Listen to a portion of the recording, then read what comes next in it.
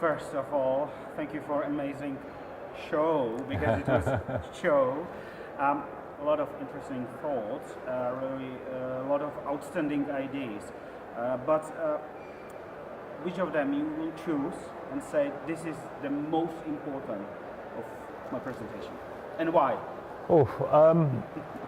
Yeah, I think one of the biggest observations I had in the 6 years it took me to write the book really was that culture matters enormously. Culture of a country as well as the culture of a company. The rules you set, the leaders you have, the way they control the population determines whether or not that country is going to succeed, but also whether or not that company is going to succeed. And right now, we're taking away a lot of the freedoms and encroaching a lot on the people who were previously free. And that's that freedom that enabled the Industrial Revolution to happen. It was the ability of people to come together, to discuss ideas, to share information, to print things, to share it, to invest in just concepts and ideas, and for the society to say, that's good, do it, go for it. That's what launched the Industrial Revolution. We have to ensure that we maintain those freedoms, that we don't use technology to encroach on them and to control us in ways that basically stop people from being a social, because at the end of the day, we're social creatures. And I think that's one of the biggest observations I had, really. We look at companies and we can see that their culture is what determines whether or not they succeed or they fail. Same goes for countries. You were talking about the observation, and this is your third attendee here in Prague for the P3 conference. Still, I have to ask, are you an optimist or pessimist? Because pragmatist, I think was the answer I gave before. The question you never answer. Yeah, well, I try to be pragmatist. I think one of the things I found quite interesting through the research is that there's always a winner takes all element to these sort of waves of change, and society has to recalibrate. It has to work for society. What we're seeing, I guess, in some countries like China, for example, where I showed they're using technology.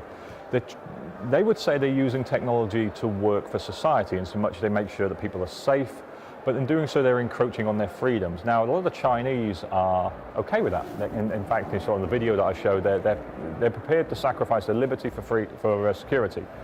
In the West, that's not so true. We've always said, anyone who sacrifices liberty for security, deserves neither, and will get neither. So am I an optimist? I'm an optimist if we recalibrate. I'm an optimist if we ensure that the tools that we develop work for the benefit of the entirety of humanity and not just those at the top.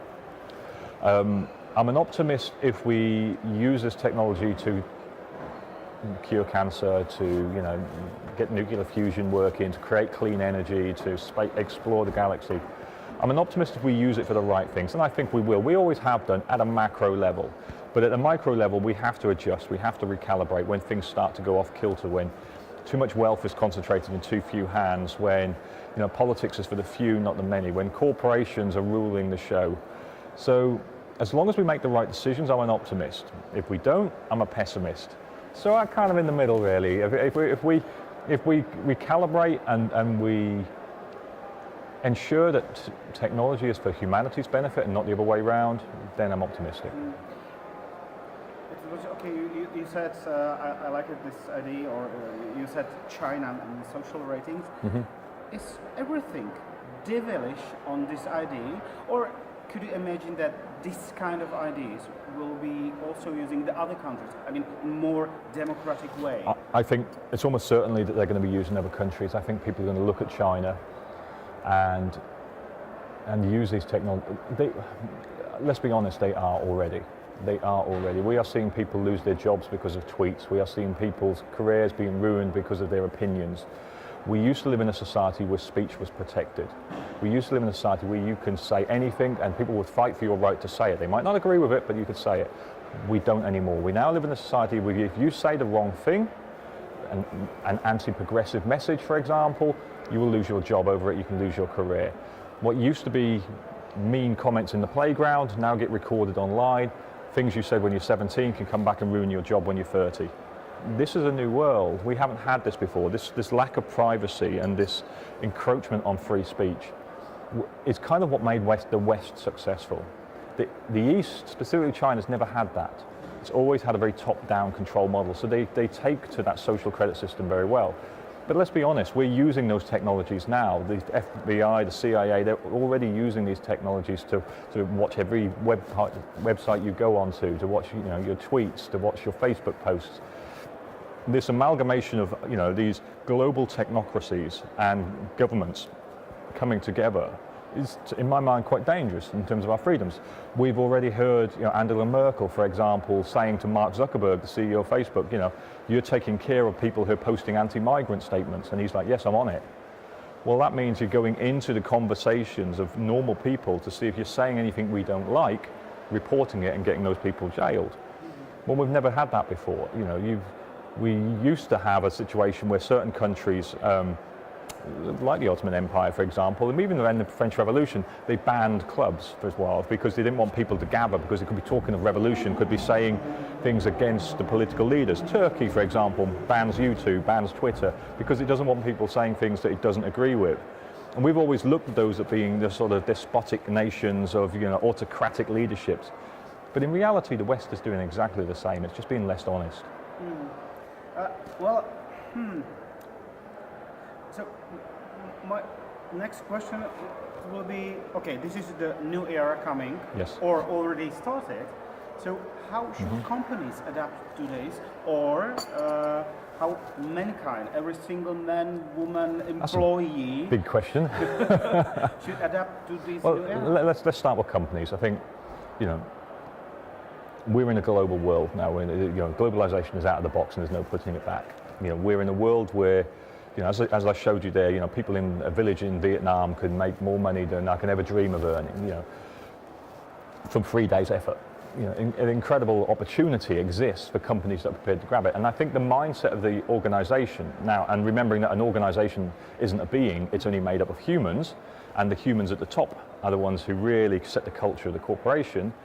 They need to take advantage of this opportunity, and they need to do that by thinking differently. They need to do it by looking at the opportunity, not just the risk, to realize, who are our customers and where are they going and what do they value, and how do we use all these technologies to deliver more value to them, rather than just looking at it and going, well, how can we save some money? How can we get rid of some people?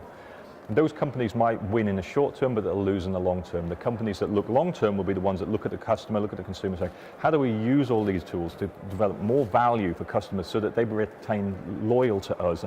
And wherever they go, we have them at the center of our universe. And if you look at companies like Amazon, that's exactly what they're doing. They've just put the customer slap in the center of their universe. And new technologies from Amazon Echoes to Prime, all these things, all centered around the customer. And most of the other competitors and suppliers just, can't keep up because they're very centered around themselves. That's all they're interested in, themselves and their own bottom lines and their own profit margins. You have to turn that on its head. And that means the leaders of those organizations need to open their mindsets. And it also need to empower their people. You should employ smart people to do smart things. Most companies employ smart people and then tell them what to do. And that's their mistake. Mm-hmm. And the other question was humanity as a whole, wasn't it?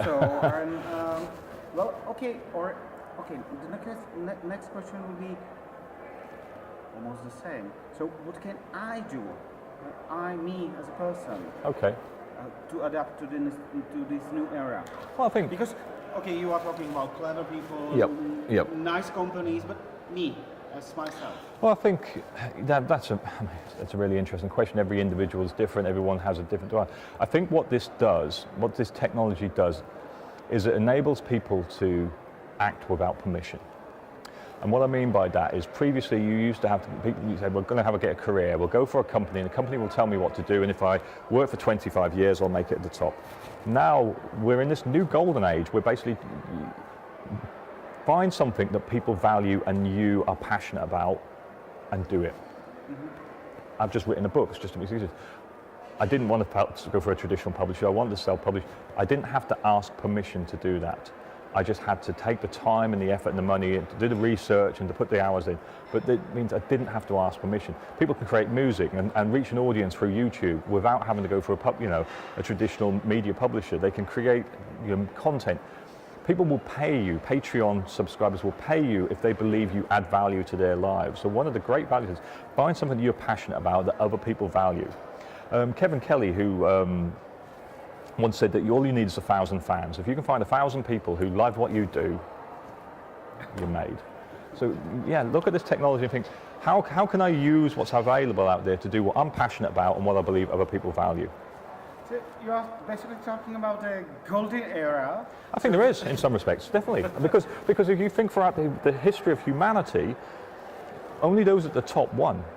Everyone else, even those who moved into the middle classes for the Industrial Revolution, most of their life was not great. The high levels of infant mortality, restricted education. It was only for the few. Now we've got things in our pockets, magic rectangles in our pockets that allows us to Google anything.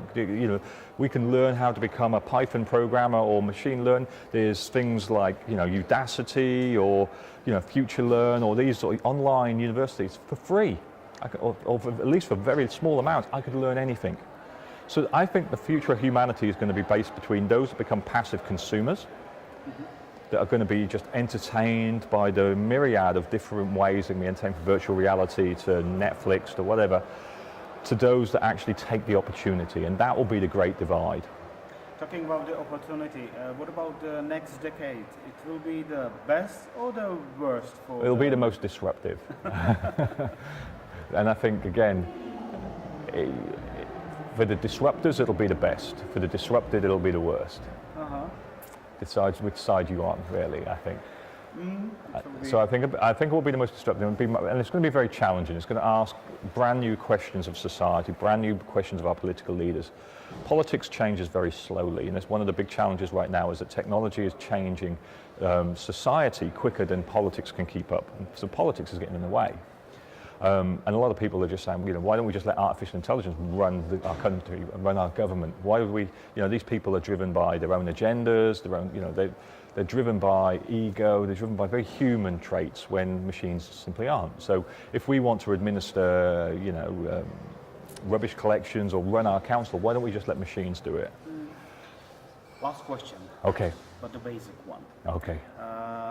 You open a lot of questions in your presentation. Yes.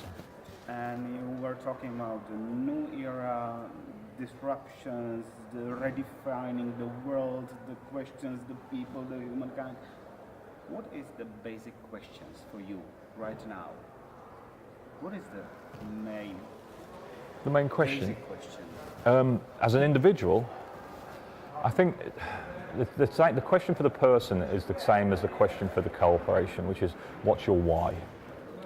This sort of concept, Simon Sinek raised it, start with why. What's your why? What is the thing that really defines you as an individual? What are you passionate about? What do you value? And I think that search for meaning is going to be the biggest challenge moving forward, because we will ultimately end in a world where a lot of things are going to be automated. And as I said earlier, if all you've got to sell is the things on the end of your wrists and the sweat on your brow, that isn't going to be needed.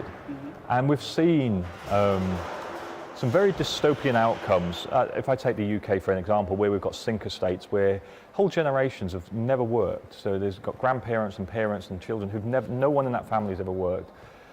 And they get drawn to crime, they get drawn to drugs, they get drawn, because there's nothing in their life that centers their activities. And I think this is going to be one of the big challenges. Search for meaning and purpose in a world of automation is probably going to be the biggest question. So for each individual, what is your purpose? What do you believe into? And then go do it.